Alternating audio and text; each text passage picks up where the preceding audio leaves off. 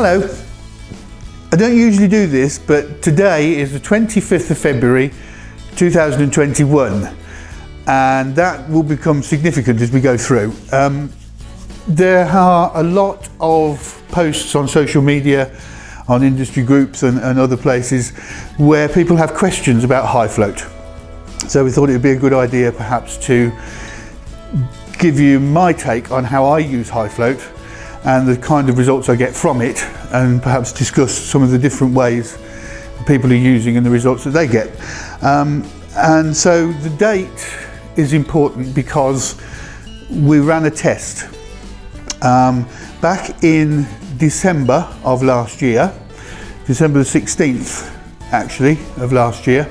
There was quite a large discussion on how long high float will make your balloons last for, how much to use. And I did chip in and sort of say that I consistently get really good results by doing what I do, and there was some skepticism. So we've actually been following the results of that test. And these balloons here, these are Sempertex pastel matte balloons, but I don't really think it makes a great deal of difference, were inflated on the 16th of December 20.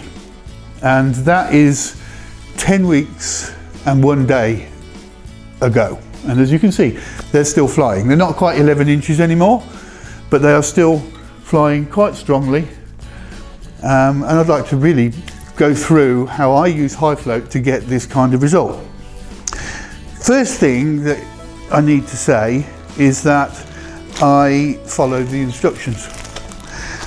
So I don't actually think that reducing the amount of high float that you use or anything else is beneficial. If you want the best results, I think that following the instructions that do come in every pack is really important. So here's a pack of the pump. When you buy a new pump, there's your instructions, and there are a set of restriction clips which go around the neck of the pump there to measure the high float. And it says on here that for an 11-inch balloon with ultra high float, which is what this is, you should use the orange clip.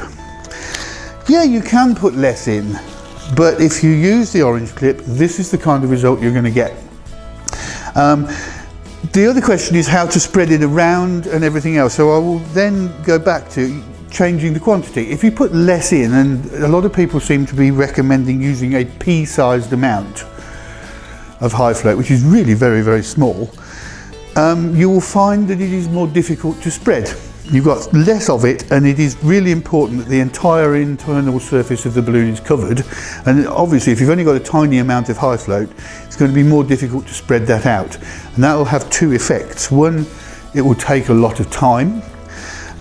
For me, time is the most important thing. The amount of time it takes me to do a job is critical to profitability. And if I'm going to spend a lot longer spreading the high float because I've only used a tiny amount, it doesn't stack up economically.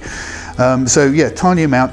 And also you're going to need to massage and manipulate the balloon a great deal more in order to spread it.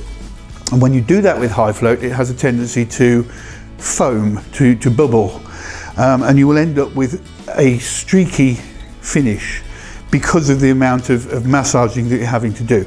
So using the recommended amount will make it quicker and will make it easier to spread, and you will end up with more clarity and more longevity.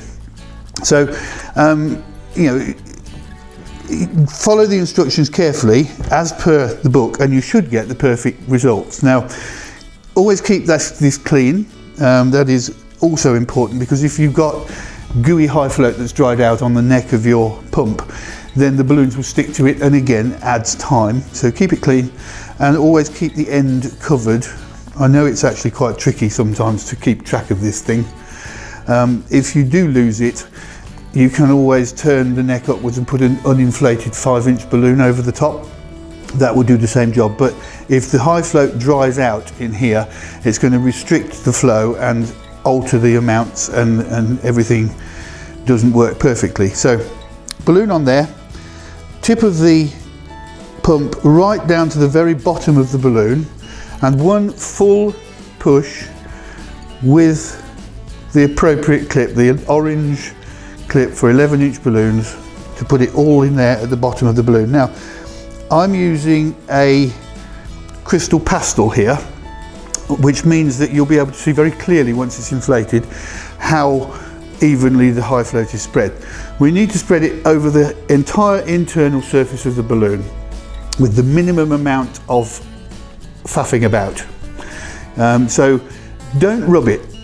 At least I say don't rub it. You know, some people will massage it like this, but I will just squeeze the balloon to push the high float from the bottom to the top.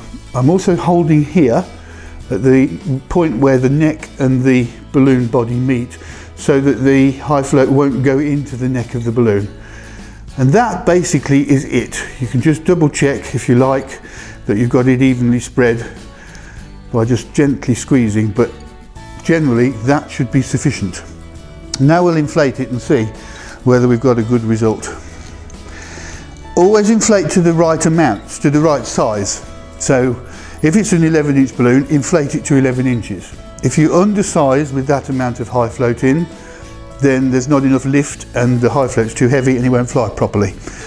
And oversizing is never a good idea in any event.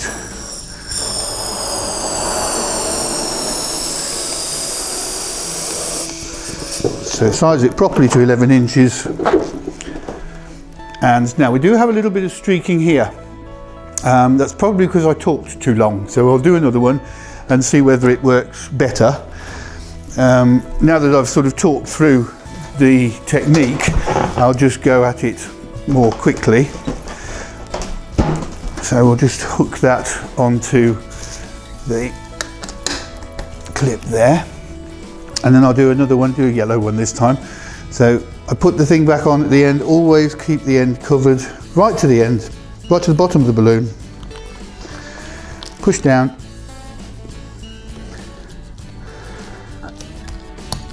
Cover the end again. Oops. And then just gently and as quickly as possible squeeze the high float so that it travels up the balloon and then inflate. You can see it's very fast. If that was only a tiny amount of high float, I would probably still be spreading it now. There we have, that's how it should look. Almost completely invisible. No streaks, no bubbles, no spots. And then the next thing you need to do is to give it time to dry.